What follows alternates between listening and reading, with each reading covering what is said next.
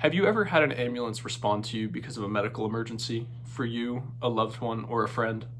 Did the minutes and seconds really matter? One of the biggest factors for a patient in a life and death situation is time.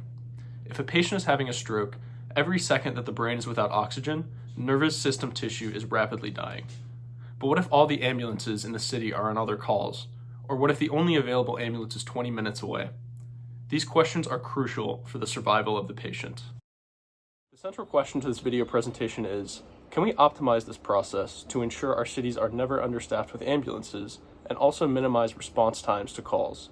To find out, we examined a public data set from Winchester, Virginia, with all the calls from 2016 to the present, with the exact time, latitude, and longitude.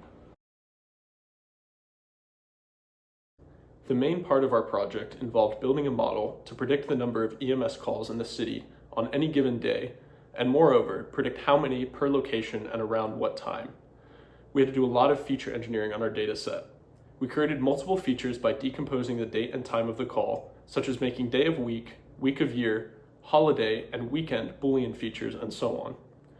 We also made a periodic feature for day of year to capture the cyclical nature of a year. We also created rolling average features for the number of calls in the last 3, 7, and 30 days, and also obtained the 3-day trend. Then, we trained a multi-layer perceptron neural network on all the data through December 31st, 2022, so that we could test on all of 2023 and 2024.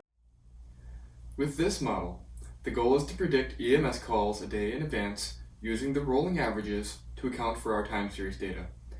However, if you're the fire chief, you don't make shift schedules a day in advance. You make them at least 2 weeks in advance. Those rolling calculations seemed to be very useful to our predictions, but we don't have access to them in real life until the day of, so this initial approach just isn't practical. Reevaluating, we designed our model to use real data up until 14 days before the day we want to predict.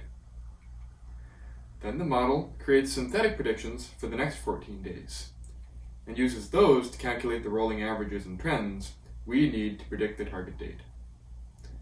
The result of this strategy is a mean absolute error, or MAE, of 0.64 calls, which is fantastic because daily call amounts can be as low as 6 and as high as 30, and it shows how predictable EMS trends really are citywide.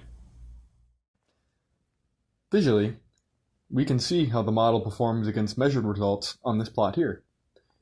Each point here on the plot represents call volume for a day during a 14-day window in January 2023.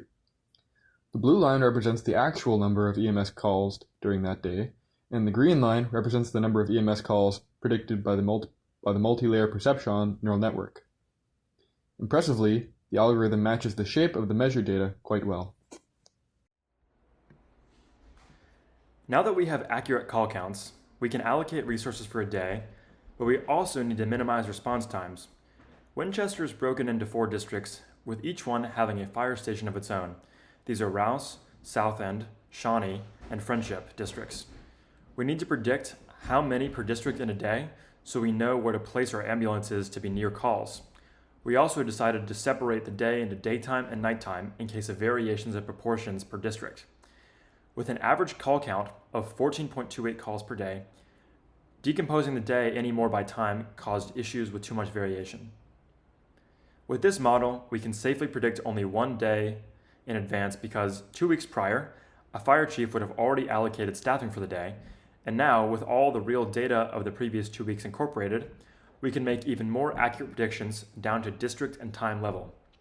Testing on every day of 2023 and 2024, we had a mean absolute error of 1.06 calls, again decomposed into district and time. With these models, fire chiefs can assign an adequate number of ambulances to each station in Winchester depending on time, minimizing response times with the ambulance when seconds really matter. Thank you to all of you who are listening. A special thank you to the City of Winchester Fire and Rescue Department, without whose help we could not have completed this project. We hope that our results prove useful for them. This work has been a part of the Machine Learning for Virginia project at the University of Virginia.